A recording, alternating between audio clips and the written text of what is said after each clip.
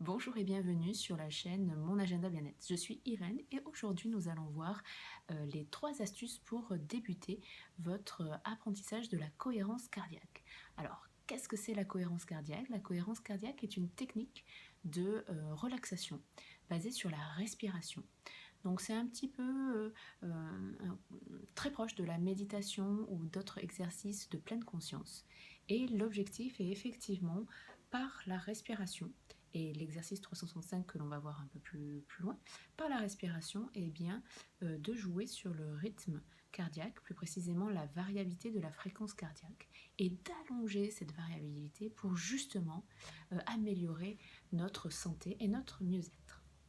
Donc, les 3 astuces que je vous propose aujourd'hui sont ultra importantes et intéressantes pour les débutants. Alors, je pratique depuis au moins 6 mois et je suis en train d'accélérer ma formation à ce domaine. Pourquoi? Parce que j'ai trouvé que la cohérence cardiaque était vraiment ultra efficace et très simple à mettre en œuvre. Elle ne demande que 3 fois 5 minutes. Alors déjà là, vous commencez peut-être à mieux comprendre le, le, le terme de la méthode du docteur David Waré, 365.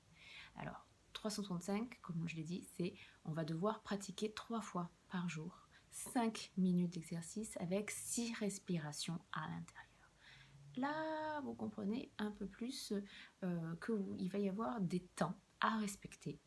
Et les 3 astuces sont axées justement sur cette gestion du temps et pour vous permettre en fait d'être le moins focalisé sur le temps qui passe, mais pour justement vous focaliser le plus sur votre respiration. Alors, c'est parti, parenthèse fermée. Nous commençons justement avec la première astuce. Donc on l'a vu, la respiration 365, on doit faire 6 respirations par minute et durant 5 minutes, c'est-à-dire qu'on va avoir des cycles de minutes avec 6 respirations à l'intérieur et on va devoir produire ça pendant les 5 minutes. La première astuce que je vous propose, c'est justement pour vous aider à compter ces secondes. C'est-à-dire, la première respiration devra faire 5 secondes en montant, 5 secondes en descendant, 5 secondes en montant, 5 secondes en descendant. Et bien en fait, ces 5 secondes, personnellement, je ne les maîtrise pas comme ça, j'ai besoin d'avoir un minuteur. Donc, c'est là que la première astuce vient. Pour réussir à avoir ces 5 secondes, vous avez la possibilité d'avoir une montre avec trotteuse ou alors d'avoir votre minuteur qui indique les secondes. Alors, du coup, pour simplifier, puisque c'est toujours l'objectif de mon agenda bien-être, c'est simplifier l'apprentissage de ces pratiques de médecine douce, on va prendre le smartphone, on va programmer le minuteur sur 5 minutes directement, comme ça au moins c'est fait. Et ensuite, du coup, on va faire le compte à rebours et quand on va voir les secondes défiler jusqu'à 5, on inspire et après, on expire.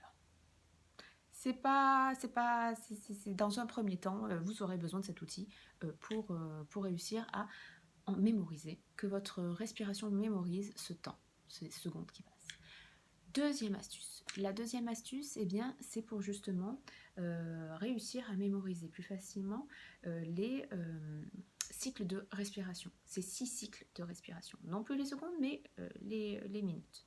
Donc en fait, ce que je vous propose, c'est toujours de prendre votre chronomètre et ensuite de le mettre sur 5, de ne plus regarder cette fois-ci. Hop, le regard il est concentré sur la respiration et de compter. C'est-à-dire que j'inspire sur 5 secondes, j'expire sur 5 secondes et je compte 1.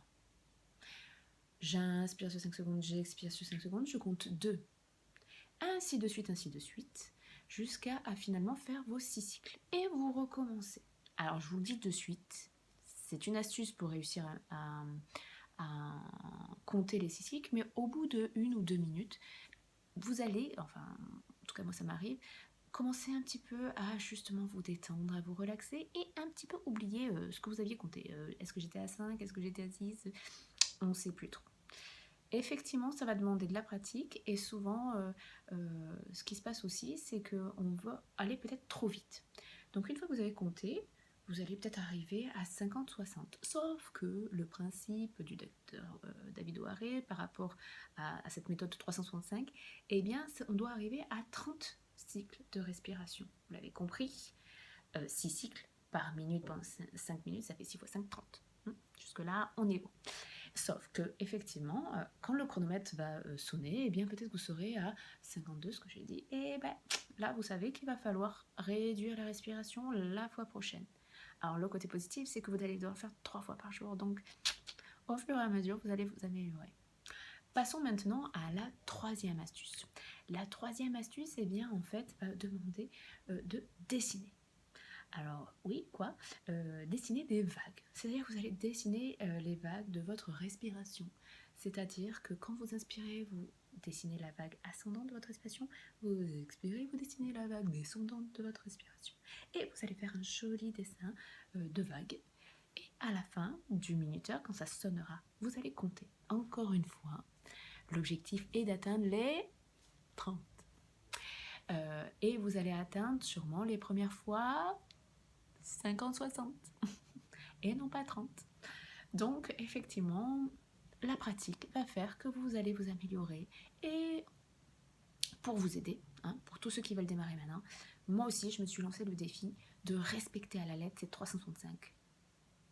Cette méthode 365, c'est-à-dire 3 fois par jour de pratiquer cet exercice. Alors aujourd'hui, je l'ai commencé, je l'ai fait qu'une fois par jour. Hein. J'essaie de le faire 2 fois par jour, mais ce n'est pas vraiment ça. Donc voilà, je passe à l'action avec vous. La démarche de cette chaîne est de vous apprendre ces techniques d'apprentissage et de s'améliorer. Et donc du coup, je m'améliore puisque je suis une formation en ce moment même sur la cohérence cardiaque qui démarre, notamment avec le livre du docteur David Waré, que je vous mettrai en photo. Et je souhaite poursuivre. Pourquoi? Parce qu'effectivement, vraiment, c'est top. Je me répète un peu, mais c'est vraiment une technique qui m'a aidée, notamment avant des rendez-vous importants. Et alors que je sortais de la circulation qui était agitée, de déposer ma fille à l'école, d'être ultra tendue et ultra speed, et effectivement j'avais besoin de me reconcentrer pour ne pas justement perdre mes moyens.